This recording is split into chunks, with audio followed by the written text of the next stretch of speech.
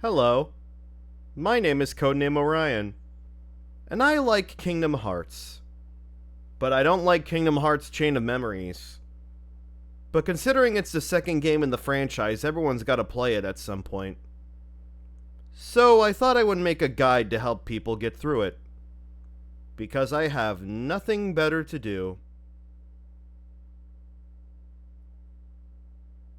For all intents and purposes, I'm going to be mostly talking about and using footage from Chain of Memories. This is the most accessible version of the game since it's bundled with 1.5 Remix, has additional content that makes things easier, and making somebody play the original Chain of Memories is a fate I wouldn't impose on my worst enemy. In a genius move by Tetsuya Nomura, he decided the sequel to his critically acclaimed real-time combat RPG should be a real-time combat deck builder RPG on a completely different console than the first one. Despite having genuinely interesting mechanics and the introductions of numerous mainstay characters, Com's divergence from Kingdom Hearts has deterred many people from giving it a chance, which is completely valid. Chain of Memories is a mess of a game, and I understand why people skip over it when playing through the series, but it's still got enough going for it to warrant a playthrough.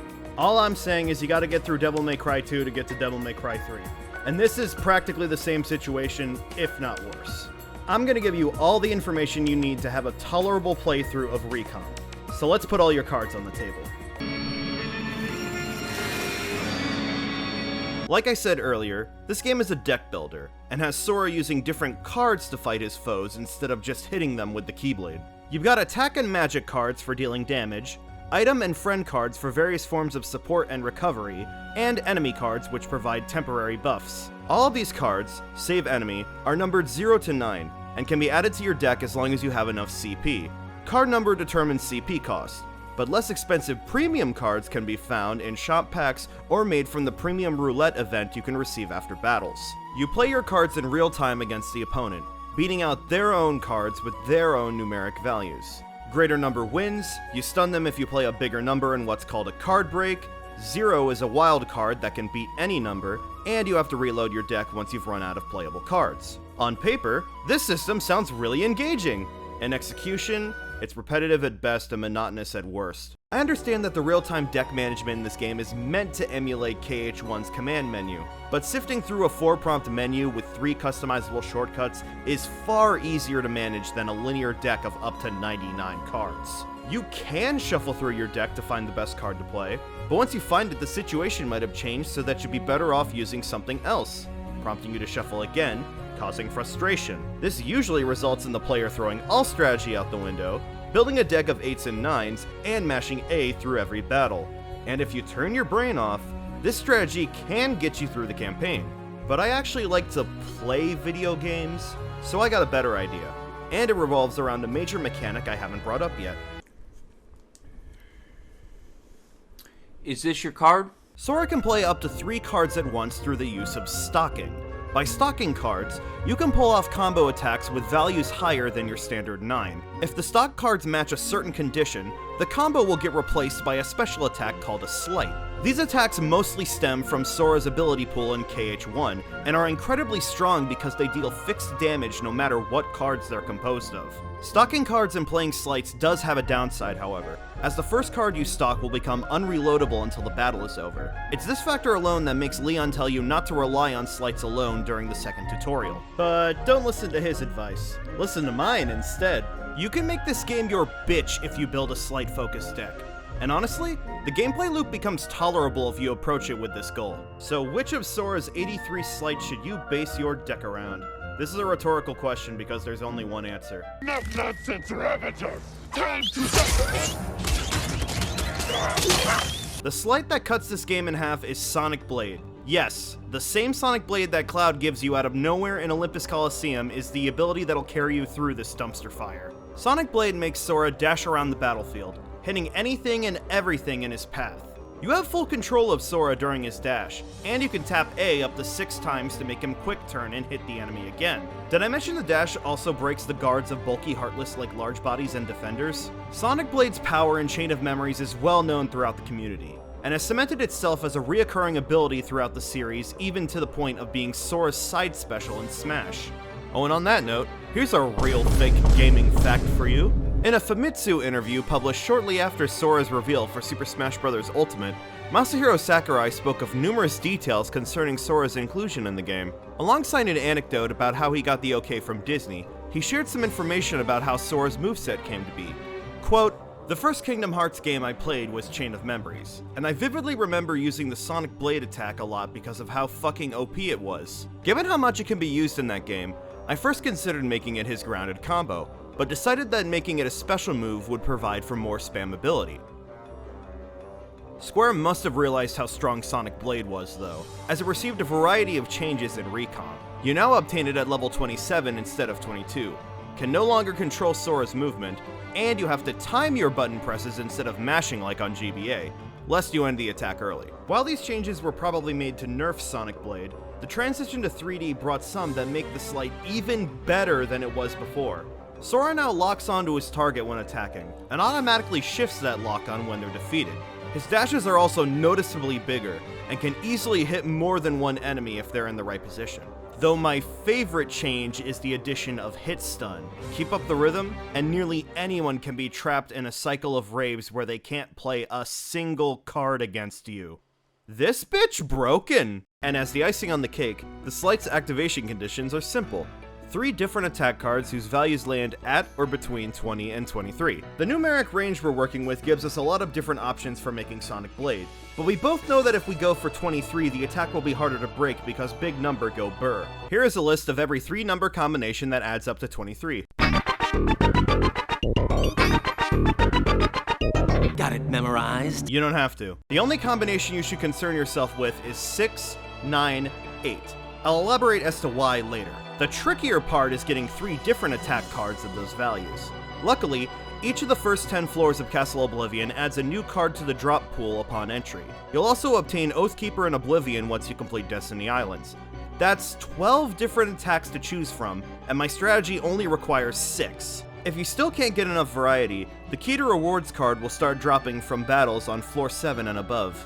You can only hold one of these at a time, so when you get one, backtrack to Traverse Town and Olympus Coliseum to unlock the Room of Rewards to get Lionheart and Metal Chocobo respectively. This is also probably the only time you will hear somebody tell you to unironically use Metal Chocobo. Then if you still need more cards, you can vanquish Marluxia and his Marluxious Locks on floor 13 before the final boss, which will add Diamond Dust and One-Winged Angel to the pool. And if that is still not enough cards for you, you can always quit the game, open up Kingdom Hearts 358 Days Over 2, let the game play out, do something else for 3.5-ish hours, and you can come back to find 6 extra attack cards in the Room of Rewards for these floors. That's 22 different cards at your disposal, and like I said earlier, you only need 6 to pull this off. The best way to get more attack cards is to generate Moogle shops, which will give you a free pack alongside offering 4 you can buy with Moogle points. Interact with the environment as much as you can to generate MP, or pick some fights in Agrabah where you can use Aladdin to generate loads of it using his friend card. And since we're only using 6s, 9s, and 8s, you can trade in cards of any other value to get even more MP. I would hang on to a few 0s though, just in case. Now that you've got all the cards you need, let me show you what a Sonic Blade focused deck looks like. This example will give you 3 Sleight uses before you have to reload, but the beauty of its design comes from how it functions after said reload. Since the first card of a Sleight is consumed, the reloaded deck will look like this. If you build a deck that alternates attacks and values like I have, the reloaded deck will allow you to use 2 more Sonic Blades with the remaining cards since they meet the activation criteria. You can even reload this deck to get 1 more, albeit weaker Sleight if you need it. At this point, play a higher Mega Potion alone or stock one with some friend cards to bring back the cards consumed by the previous Sleights and repeat the process. Pretty sweet, right? Let's double its size and get into some minor optimizations. Sorry if this looks a little unorthodox. I didn't want to make the cards illegible by showing them vertically, so just remember we're reading left to right. Since you'll lose the first card played in a Sleight by default, you can make all of the cards in the first column a premium to save deck space. The same can be said for the 9s since they'll be used after the first reload. I recommend keeping the 6s and 8s standard though. This will give you the option to do mash combos after the second reload if you get stuck in a longer encounter. You can also swap out your weaker attack cards for stronger ones as you progress.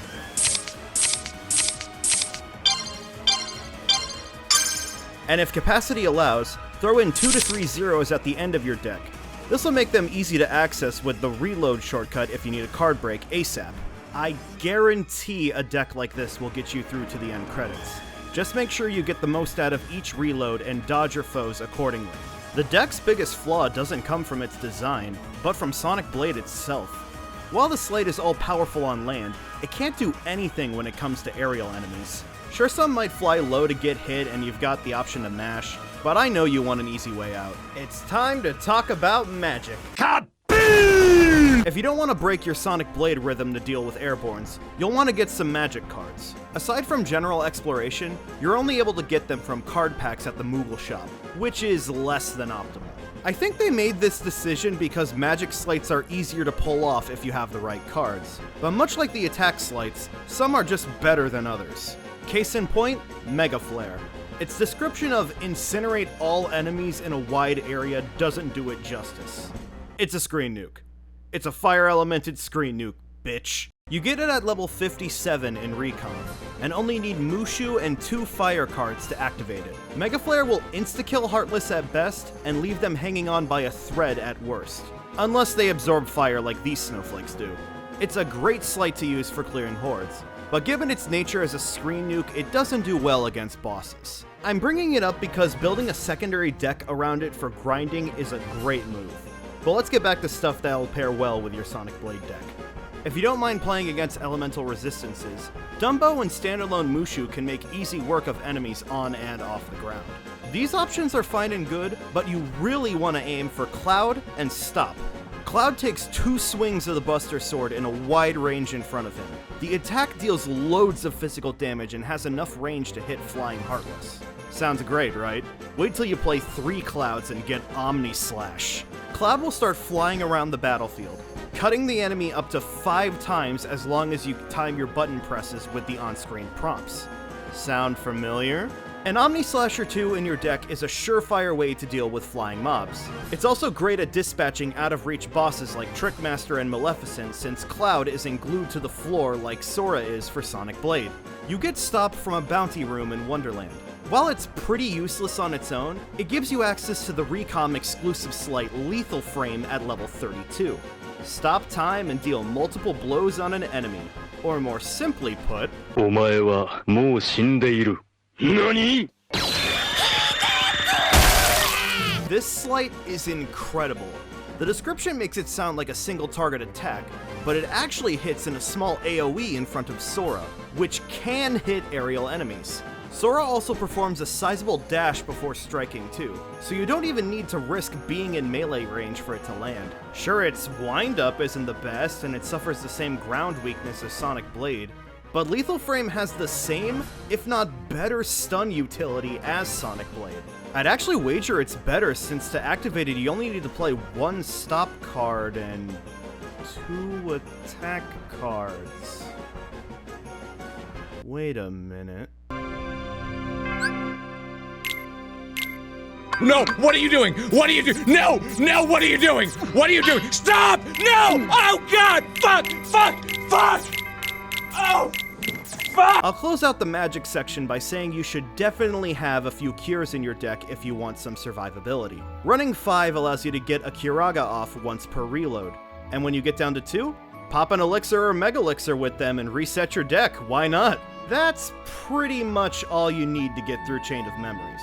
But there's still one more card type you can use to give yourself an even greater advantage. Enemy cards grant you a passive buff until a certain condition is met. Usually the cards dropped from Mob Heartless last a certain number of reloads, while boss cards are more concerned with how many cards or sleights you play. These cards open up a whole new layer of strategy when it comes to deck building. But we've already got a great deck, so let's just focus on the ones that'll help us there. Here's a speed round of all the cards you might want to consider using. And luckily, they all come from bosses. Attack Bracer for 6 uninterrupted Sonic Blades or Lethal Frames. Overdrive to boost the power of 30 mash attacks at the cost of longer reloads. Regen is pretty self-explanatory. Second Chance and or Auto Life to save you in a pinch. Double Sleight to turn 3 of your OP Sleights into 6. And Sleight Lock to conserve your stocked cards when you use Sleights. I recommend saving this one for your clouds and cures though, since playing it during the Sonic Blade Lethal Frame spam can offset the deck's formatting. There are also a few standard enemy cards that have great effects, but come at the cost of having to grind their respective mob. Teaming, Looming, and Almighty Darkness rooms provide increased chances to obtain enemy cards as a battle reward. Just make sure you defeat the enemy whose card you want last. You can also manipulate RNG through a strat documented by Diracuff to obtain any enemy card you want, but it's rather complex, so check the video link below if you're not fond of being RNG's bitch. You can also get these cards in these rooms of rewards if you decided to watch Days, but only these 3 have effects that work well for our deck.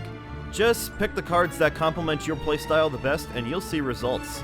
If you follow all of the advice I've given you, you should have a deck that'll get you through the game, and you can move on to one of, if not the best game in the series, guilt-free, until you realize you need to play through the entire game again with less mechanics than your first run. I have next to no advice for Reverse Rebirth. Play Overdrive and mash through every encounter, duel whenever possible, and when Riku goes sicko mode, use the 999 Sleight if your deck allows it. Once that's done, however, you have finally broken the chain of memories, and much like Sora, you can forget this whole experience happened. Thank God! So, yeah, that's how you beat Chain of Memories. Sorry if this video came out of nowhere subject-wise. I've been tagging along for my friend's first playthrough of the Kingdom Hearts series, and our collective bad time with Recom eventually culminated into this script. That being said, making this guide, even if it's for a game I'm not very fond of, was the opposite of a bad time because I love getting technical about game mechanics. And it goes without saying, but if you enjoy Chain of Memories, that's totally okay. This is far from the worst game I've played, and while I would love to share my personal gripes with it, that certainly wouldn't make for a good guide. If you want to hear my in-depth thoughts on the game, I could make a full review of it if enough people wanted to see that. But for now, I'm gonna get some rest. I think I've played this game enough to last me a lifetime. Thanks for watching. I am Codename Orion, and as always, keep it real. Codename Orion.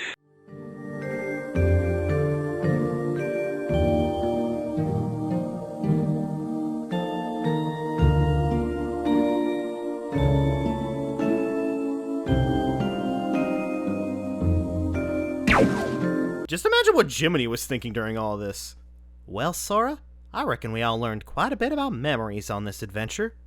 I'd even say you learned a little mathematics with how you were able to count up to 23 so consistently. Of course, I was able to count up to 438 as you used Sonic Blade, but that's neither here nor there. I only put this in so I could do my Jiminy Cricket impression.